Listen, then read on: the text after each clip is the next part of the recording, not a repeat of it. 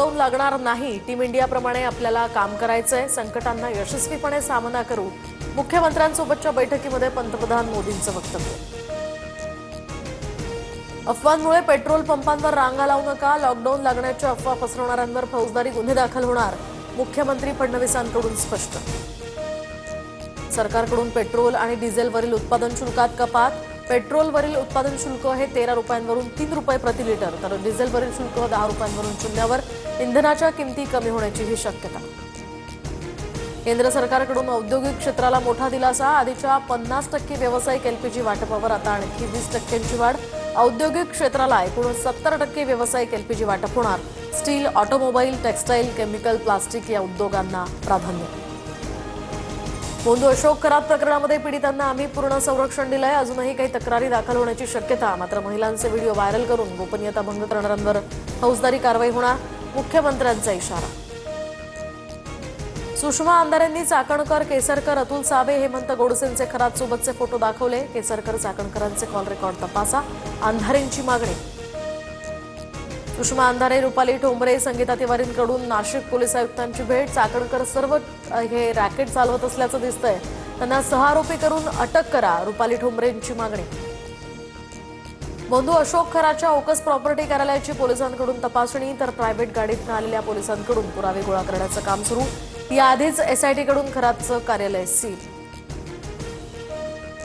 अत्याचारी खरातकडून ग्राहकाची माहिती गोळा करण्यासाठी कोल्ड रीडिंग आणि हॉट रीडिंग तंत्राचा वापर। रेफरन्स घेऊन नातेवाईकाकडून माहिती संकलित करायचा आणि पहिल्याच भेटीमध्ये 5 मिनिटात अचूक माहिती सांगून विश्वास संपादक करायचा।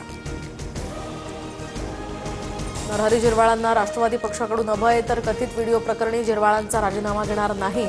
दरवेळी आरोप झाल्यास राजीनामा घेणं योग्य नाही। पक्षातील वरिष्ठांची भूमिका, सूत्रांची माहिती। व्हिडिओ व्हायरल झाल्यानंतर आता नरहरी झिरवाळांचा मला फोन। 2 ते 4 व्हिडिओ जोडून चुकीच्या पद्धतीने बनवल्याचाही आरोप करत चौकशीची मागणी। दरम्यान व्हिडिओत सत्यता असेल तर योग्य ती कारवाई होईलच। मुख्यमंत्री फडणवीसांचं आश्वासन। जन्मलो तेव्हापासून माझ्या पाठी संघर्ष। गेली 1.25 वर्ष गप्प राहिलो। गप्प राहण्यातच एवढी ताकद आहे, तर बोलल्यानंतर काय होईल? धनंजय मुंडेंचं वक्तव्य।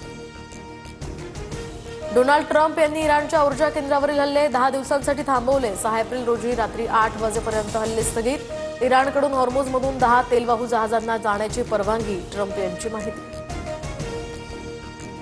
इराणच्या लष्करी नेतृत्वावर अमेरिका इस्रायलचा प्रहार। आयआरजीसीचे प्रमुख मोहम्मद वाहिदीचा खात्मा केल्याची माहिती। अमेरिका आणि इस्रायलचा हा दावा। इराणमध्ये यामुळे खळबळ। मुंबईकरांना लवकरच स्वस्त वीज मिळणार। ग्राहकांना प्रति युनिट 40 ते 50 पैसे वीज स्वस्त मिळणार। दरम्यान राज्य वीज नियामक आयोगानं इंधन अधिभार निश्चित केल्यानंतर आता याचा लाभ होणार।